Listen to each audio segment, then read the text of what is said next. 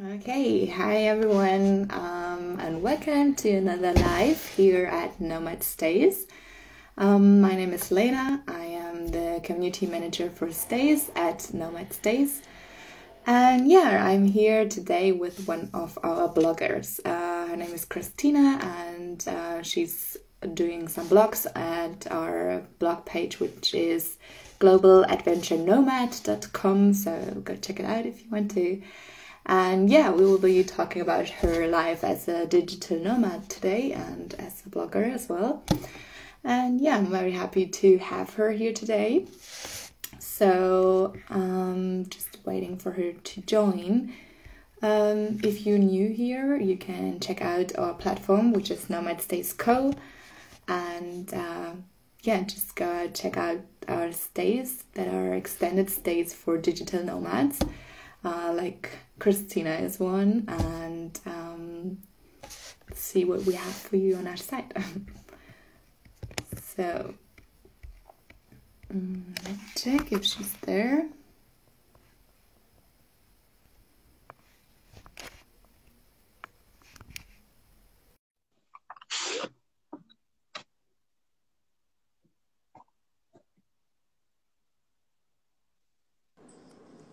Hi, Christina. Hi, how are you? Good. How are you? Doing quite well, doing well. Happy to have you here today. So I was just telling everybody that you are one of our bloggers and digital nomad yourself. So I'm very happy to have you here today to tell everyone a little bit about yourself. And yeah, maybe just go ahead with that. Tell us who you are. Sure, exactly. So I'm a digital nomad, obviously. Also a blogger for Nomad Stays. I'm currently living in Bali. I've been here for the past month. I got in like right before the borders closed, so it's been, it was a hectic in because of everything changing with COVID. But lucky enough to be here now, and just kind of working as a digital nomad coach as well, just kind of helping people, break free of that 9 to 5 lifestyle and actually living the life that we all, deserve to live, Yeah, enjoying the world as we see fit. sure. And how's the situation in Bali? Is there some kind of lockdown or? Yeah, so there's a lockdown here right now. So like everything has to close by like 8 p.m. The borders have been shut since January 1st. Mm-hmm. No one's allowed into and like allowed to enter Indonesia at all, Okay. unless you're an Indonesian national. So I came on a visa back in December that allowed people to come in for like 6 months at a time. But as Mm-hmm. a special go through a process to kind of get approved so you could come to Bali. But as of right now, the borders are closed until about February 8th. And Mm-hmm. then they've reevaluated it 3 times and they keep extending the border closure. So it's kind Yeah, of totally like with what's happening with the world. But we'll see. I'm just happy to actually made it in before any of the borders closed. of course. What kind of visa was it? Was it a digital nomad visa? So it's a big visa. So it allows you to come to Bali and kind of assess situations for business if you want to do it like if you get people to work with or if you want to do investments or kind of meet different contacts. You're allowed to do it on that visa and you're allowed to be here for 6 months. So it was like a specific visa to apply for, but right now they're not allowing anyone to even come in on that visa anymore. Mm-hmm. So, all up in the air. But it was an interesting journey in for sure. Yeah, sure. And where are you originally from? I'm from the United States. I'm from New Jersey originally. Ah, nice. And how did this journey as a digital nomad start? Like, what have you been done before, and when were this point where you started traveling everywhere? Yeah, so I used to work in medical device sales for years Mm-hmm. back in America. So I worked in the hospitals and I enjoyed what I did, but I didn't enjoy the lifestyle that it provided. Back in America, it's very common for you to have 2 weeks vacation and that's about it. Okay. Sometimes you could ask for vacation and it didn't mean that you'd ever get it approved. And Mm-hmm. it wasn't a lifestyle that I wanted to live. I just had a 2-mile long list of all the places I wanted to visit and things I wanted to see. And I couldn't understand visiting a culture and getting it in 7 days. Mm-hmm. Doing like I was allowed to with my job. So I decided back in 2019, back in like towards the end of summertime, that I just kind of hit a point where I was like either now or never. Like I was either going to do it and jump into it and go, Yeah. or always dream of it. So I actually quit my job cold turkey. I was like, I can't do this anymore. And I booked a one-way ticket out to Asia. And I was like, you know what? I believe in this so much and I believe in my journey towards it that I'll figure it out as I go.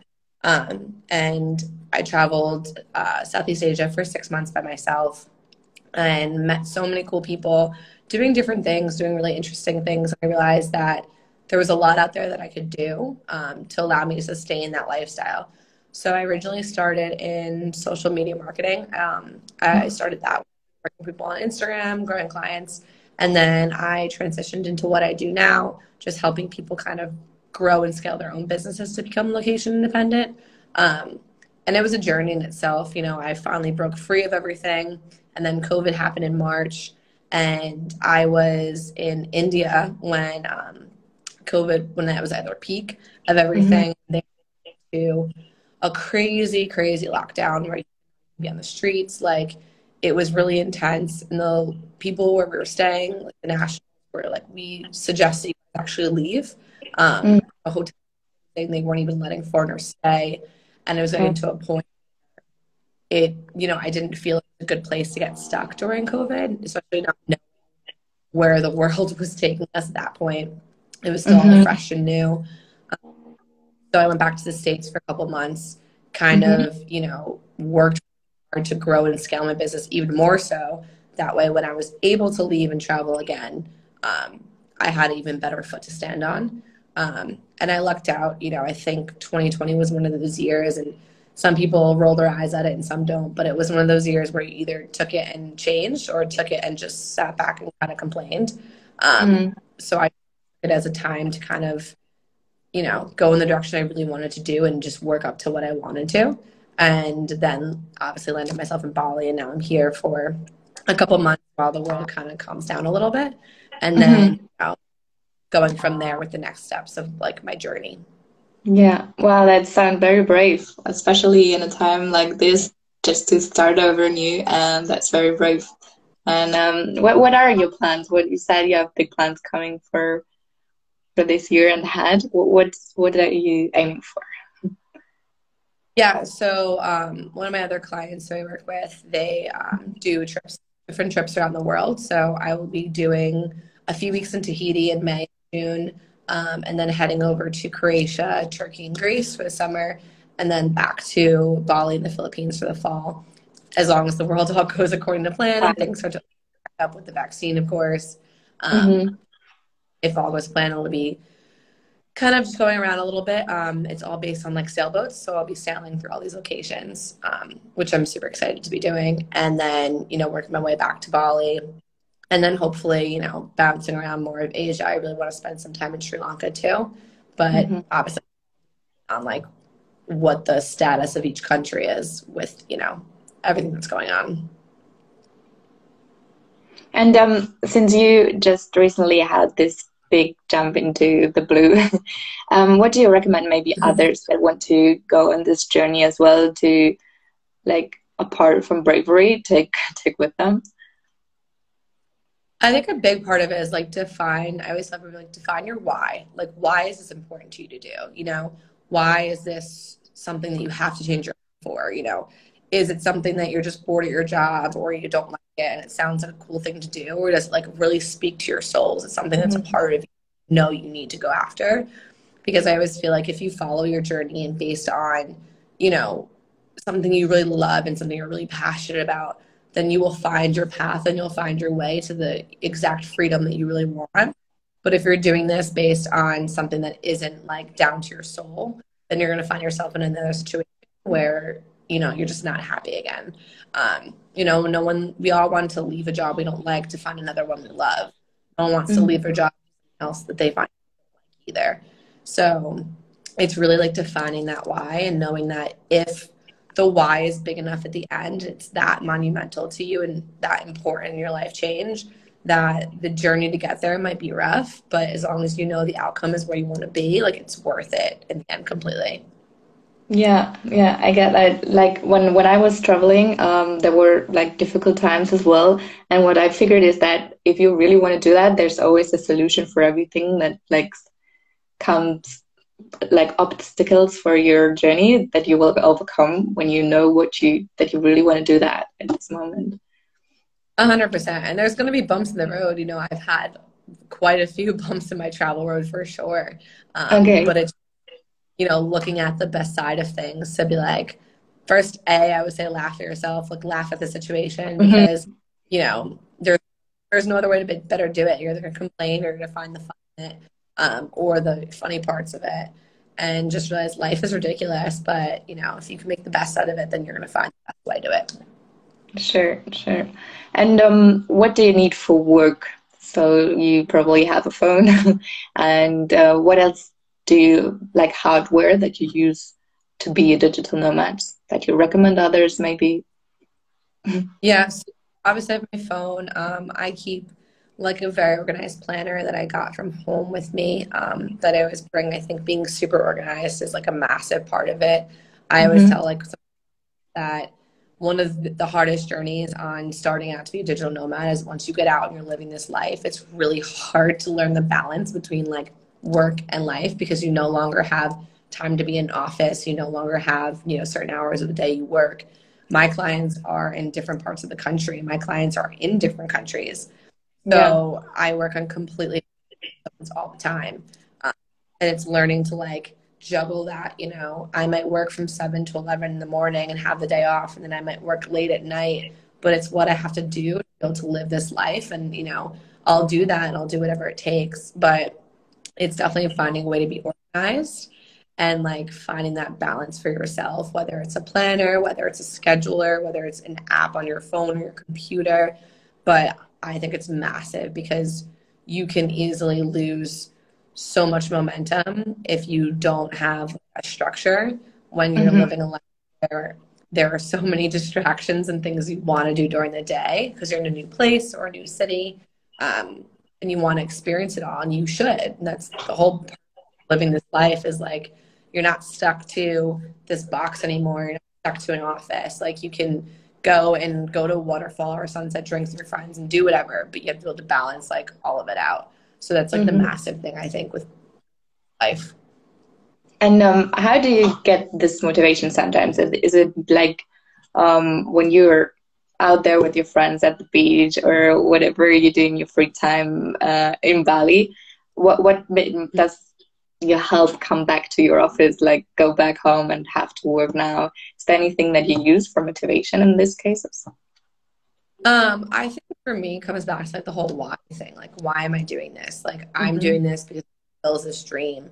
So for me, it's like, yeah, do I want to leave my friends on the beach when we're all having a drink watching sunset? No, like no one wants to do that. But if I don't leave, then I don't get to even experience any of this. I don't get to do any of it. So it's like you got to like put up your priorities on what it is. I think writing down your goals for the day or the week or the month, whatever it is, and having them in front of you on a constant basis helps you kind of understand like, my dream is to build this empire. My dream is to build this business so I can move around the world and live wherever I want, whenever I want. But if I Yeah. don't put the work in, that's square one. So it's like you kind of have to give yourself that ultimatum. Like, I could stay here for an extra hour with my friends and push back my meeting or cancel my meeting, or I can go to it, get that extra work, get the extra money, or get the extra client, or whatever it may be, or whatever your job is as a digital nomad, like get that part done so you can continue this journey and make it years to come instead of just a few months that you're able to do this. Yeah, that's very inspiring. So, how is Bali for digital nomads? Do you meet a lot of other digital nomads? Is there like also offices, co-working spaces? Yeah, so digital nomads are like massive in Bali. It's one of the big that I love about Bali is because it is a massive hub for everyone. it is a massive hub for everyone across the board on digital nomads. You meet people doing the coolest things here. And it is a whole community. There are networking events, there are co-working spaces, there are co-living spaces for people in certain areas. So it creates like this entire community of people from all over the world who are also you know, living this lifestyle. So it gives you almost more motivation because you know you're not the only one doing it. You know, Yeah. people odd hours here all the time because we're all in different time zones, but we're all doing everything we can to like enjoy the best of Bali. So if I say to people, especially if you're like starting out in the digital space or if you're looking for somewhere that is heavy to meet people in, you know, in that lifestyle, Bali is such a great place to do that because you can meet so many people doing so many cool different things here. Nice. That's great. And have you been to other places that are like similar to that? That I don't really imagine that India or Asia is this much developed for digital nomads. Maybe you can tell me otherwise. There's so like Thailand, Chiang Mai is a really, really big one as well. Um, that's a huge digital nomad area. In Europe, you know, there's plenty in Barcelona and Croatia. There's a lot. Costa Rica is a really big one too. Hmm. So it kind of depends, like, what depends on what you're looking for, like what type of lifestyle and what type of, and you know, warm, cold, mountains, whatever. And you can find them. You can find it anywhere. It just depends on like what your interests are on the lifestyle aspect of what you're looking for. Yeah. And what are you looking for? More like hot places? Yeah, so I'm a totally a warm person. Like I don't do well in the cold whatsoever. I'm from New Jersey. Like I, you know, grew up with snow. I'm good on all of that. I get the beach to be in the sun. I'm like a lizard. I just want to like stay out on a rock and sit in the sun and like get nice and tan. That's just the way I am. I like tropical climates. That's why I've spent so much time in Asia before. Hmm. And for the past years I have. So it's kind of just where, you know, I find myself liking places to be. And for Bali to be open during this time of the pandemic was the perfect opportunity for Sure. me to come back here. This is my third time back, so I've been here a few times. Um, and so it just provided like that, sorry, a great place for me to be. Yeah, sure. And what about the co-working spaces? Are they good for you too? Like, do you work inside the co-working spaces, or do you just work in your room, depending on where you stay? For me, it varies. I will work. There's a lot of really nice, wonderful co-working spaces here where you can really get some nice work done. It's quiet, and there's a lot of collaboration spaces, so you can hold networking events. You can hold events for business there. There's also a lot of cafes that are just wonderful to work at. You'll find people every all hours of day at cafes and their computers working. It's a very common thing here. If I have meetings where I just need to be really focused, I'll be in my own home because I have a desk in Hmm. my room. I can, you know, work here and be okay. But Bali has a lot of really, really good, really nice co-working spaces all throughout the island that provide accommodation too if people want to stay there. So it's a really good, you know, networking opportunity across the board. Sure. And you were starting off with being a marketing. What did you say? Yeah. You were working inside marketing. Yeah. What Mhm. did you what did you do exactly? So you were doing the marketing for others, Yeah, so or I ran marketing for online. cool. And what do you experience? What are like the best platforms to use? What platforms do you use? Any advices for marketing? Yeah, I think that there should never be one focus on one platform. There are Mhm. so many across all three, and sometimes it might be that your ideal client is on all three, but it might just come up on their feed due to their algorithm on only one. So why limit yourself, you know, to just one? I use Instagram, Facebook, and LinkedIn for a lot of this. But you know, my friends use TikTok to grow their businesses. Like there are so many different variants for social media, and I think the more diverse you can be, the better chance you have at like, you know, gaining momentum, growing your business, growing your audience, and gaining clients if that's like your space. Um, and so I think some people always say like, oh, I'll focus on one, you know, particular social media platform. And I think it's the worst idea to do because, you know, Instagram, for instance, has an algorithm to where when you're looking at your feed, you might follow 1,000 people, but you're probably only seeing the same 250 people on your feed Mhm. if you're scrolling all the time because it's based on what you're liking and what you're commenting on.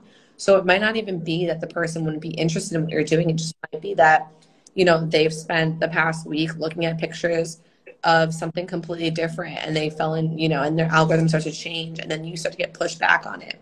So you might be putting out content that they would love to see, but they're not seeing Mhm. it on Instagram. So like up your chances 2 more times by putting yourself out there on Facebook and putting yourself out there on LinkedIn. So that one customer might be able to see you on a different platform that they wouldn't see you on the other one, and not due to their own fault, just due to how the algorithm is working. Yeah, sure. And you're also a blogger, blogging for us at globaladventurenomads.com. And so what is do you have a special niche where you're blogging about? Or what is... Yeah, I mostly read about the business side of digital nomads. So when it Mhm. comes to your visas, your taxes, you know, finding the best for you, networking, you know, those kind of aspects. I'm currently writing an article about how my journey into Indonesia, which was quite a crazy one at that. Okay. So just different types of pieces, but definitely focusing more on like the business side of being a digital nomad. Yeah. And in what way was it crazy? Like getting the visa or what was... So, hour before my flight landed into Indonesia, they had changed the rules. So that way, everyone who arrived in Indonesia had to, because everyone had to fly into Jakarta, the main Uh-huh. international airport of Indonesia. And then they had to then fly from there domestically into Bali. That was the only way to enter Bali. And Mm. so they changed an hour before we landed in Jakarta that everyone had to quarantine for 5 days. But when we landed, like everyone had, all those people had onward flights or had whatever, or were going somewhere with their family or whatnot. And so people kind of went into uproar and sort of freaking out because of the fact that people had just changed, but they were implementing it while we were still in air. So it was a big like toss up of what was, you know, what people happened and what wasn't going to happen. I flight to catch onward into the rest of Indonesia. And so people ended up protesting. It was quite crazy. And eventually, after, you know, an hour of people yelling, screaming, and protesting, the military ended up letting us through. But it was quite, you know, a crazy experience going through all of it. One I definitely won't forget, but it was wild to see everyone kind of corral together and, you know, put their situation out there. There was a bunch of Indonesians who were flying from other countries back home, I guess for the holidays, because it's very close after Christmas. And Mm-hmm. so did a lot more pushing than anyone else in terms of saying that it wasn't fair and, you know, protesting everything that was happening. And due to them, you know, the rest of us all kind of were able to get through and onward to our flights. So writing about the whole experience of, you know, protesting the government to be allowed into the country. Yeah, wow. That's crazy. It was So crazy.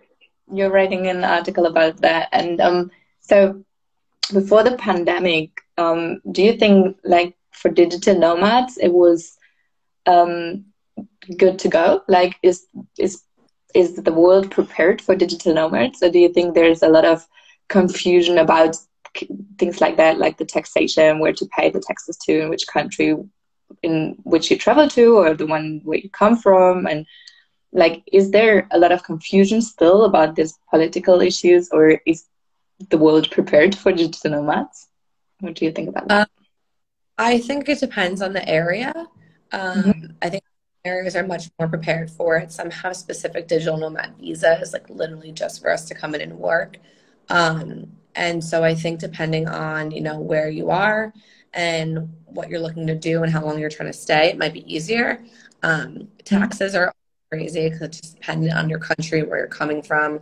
If there is, you know, an agreement or treaty with another country that allows you to be exempt from certain taxes within that country. So I think as time goes on, it is getting better for digital nomads. And I think there is a lot more acceptance to this lifestyle, especially in countries that are seeing that there is a huge influx of us coming around. Um, Yeah. so I think as time goes on, it is getting better, especially pre-pandemic. Post-pandemic, I think it's going to be difficult across the board, but things will return. You know, I had went through so much paperwork to be able to come to Bali and testing and COVID stuff. So they take it very, very seriously. And I appreciate that because I don't want, you know, to go into a situation that's unsafe either. But I think that um, at a certain point, you kind of realize that life is going to move forward.